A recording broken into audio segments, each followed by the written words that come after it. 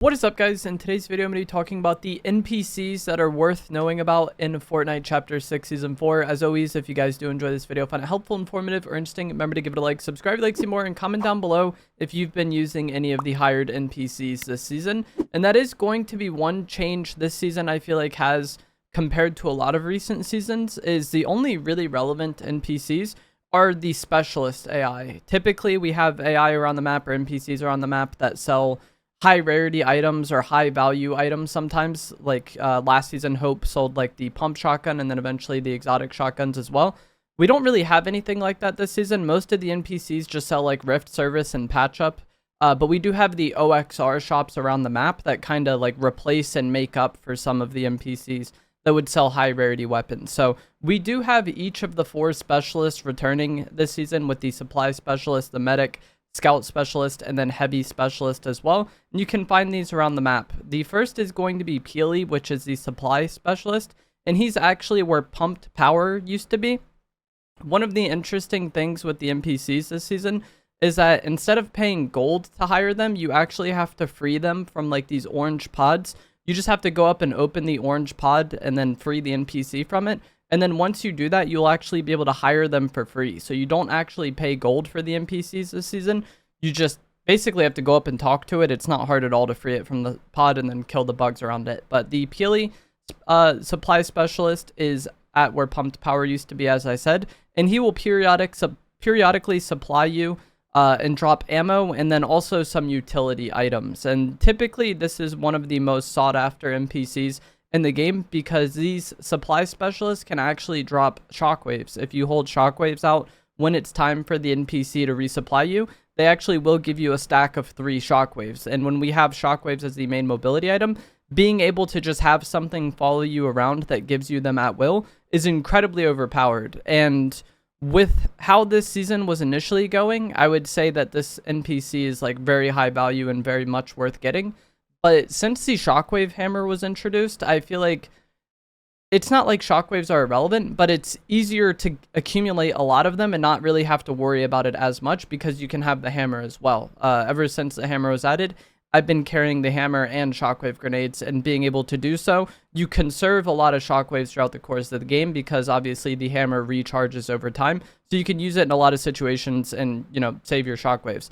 If the hammer gets vaulted again and we end up going back to a situation where like the only mobility is like shockwaves and crash pads, then this specialist is going to be incredibly good. But as it stands right now, it's really not that big of a deal to me.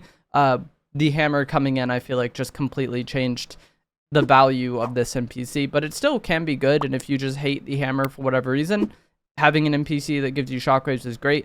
It also will give you ammo, but it's not like ammo is typically that big of a concern. It can give you bunkers if you hold that out when it's time for them to resupply you, but I feel like that's also something that's not really utilized that much this season.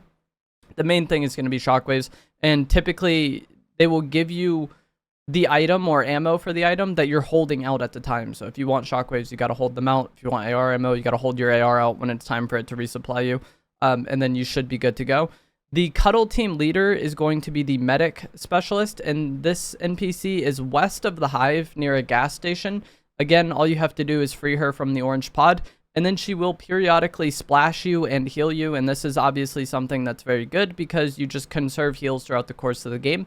And with the Fizz kind of being my preferred healing item recently, because it also doubles as mobility, which combines really well with shockwaves and crash pads, the Fizz is also really nice to have in fights. I feel like the way the Wrecker Revolver plays in close range fights, I really like having the Fizz and just being able to low gravity jump around.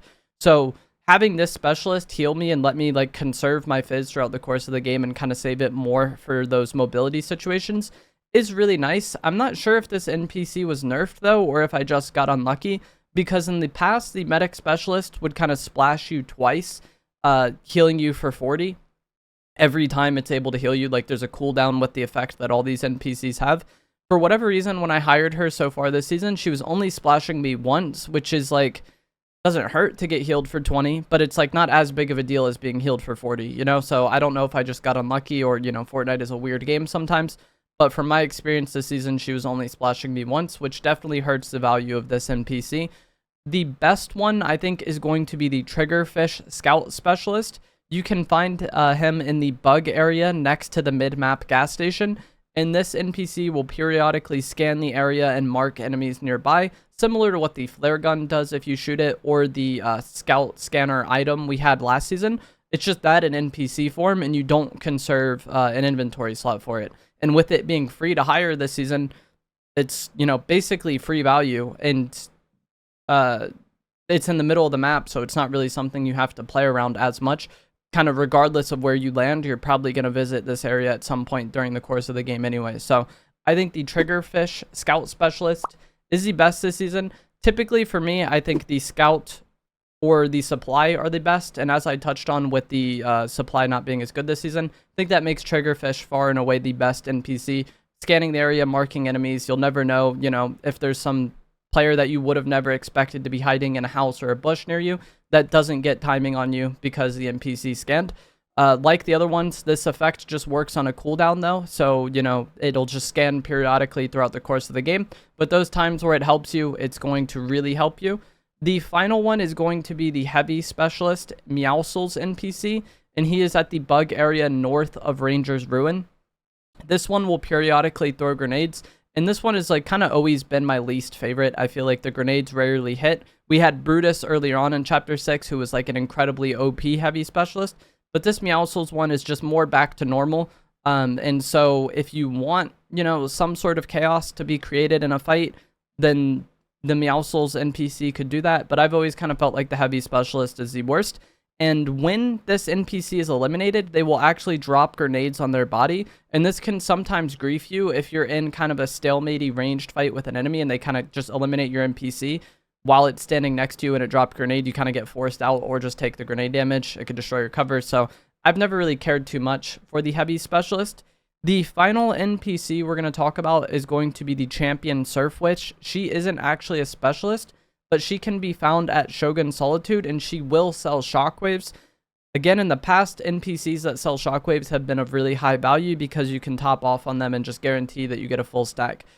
I would not want to land at Shogun Solitude just for this reason, though. It's such a far out of the way POI, and with the shockwave hammer coming into the loot pool, I don't care that much about having shockwaves, or it's not as big of a deal to me if I'm having a harder time finding shockwaves, because hopefully I get a hammer or eliminate someone who has a hammer, and then that's kind of mobility solved for the remainder of the game, or at least mostly solved. But this Champion Surf Witch is at Shogun Solitude. If you enjoy landing at that area, this is maybe something you want to make use of. Or, you know, if you have a zone in there and you're desperate for mobility, times like that could happen, and knowing about this could definitely help you. I'm not sure if she's going to continue to be here, though, because she is the FNCS skin, and FNCS Global Finals for this chapter are actually happening this weekend, currently, as of the time I'm recording this. So I wouldn't be surprised if, with the next update, this NPC actually gets removed from the game or something like that, since it seems to be more of like a temporary addition. But that's basically it for the NPCs. We have 4 specialists. You can hire them for free, which is really nice. I've never thought the most of the NPCs, and at times they can kind of grief you because they give away your location, but them being free to hire this season, I definitely think increases their value because you're not really spending anything to get it. So there's no downside really, aside from them potentially giving away your location. But that is going to be it for this video. As always, if you guys did find this to be helpful, informative, or interesting, remember to give it a like, subscribe if you'd like to see more, and I'll see you guys in the next one. Thanks for watching.